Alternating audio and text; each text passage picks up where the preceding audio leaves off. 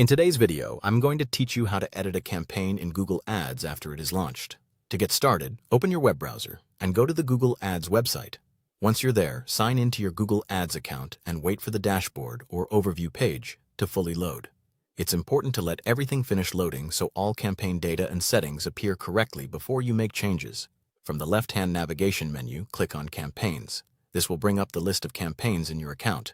Find the campaign you want to edit, then click on the campaign name to open its details and settings. After that, click the Settings option, usually shown with a gear icon, to access the main campaign configuration area. Now take a moment to review the current setup of the campaign. This is a good opportunity to make sure you understand how it's currently running before changing anything.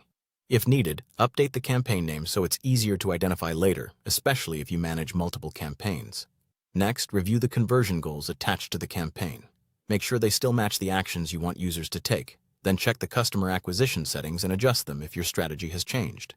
You should also review the marketing objective assigned to the campaign, so it still aligns with your current advertising goals. If necessary, update the campaign status.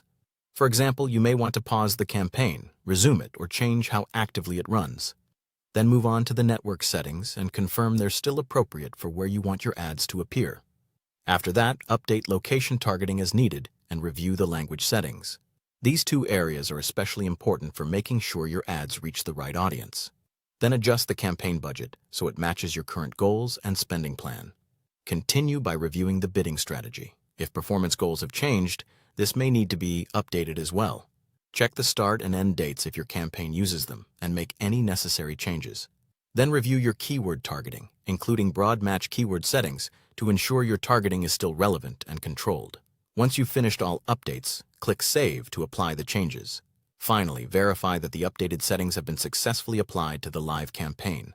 This last check helps confirm that your edits were saved properly and that the campaign is now running the way you intended. Thanks for watching.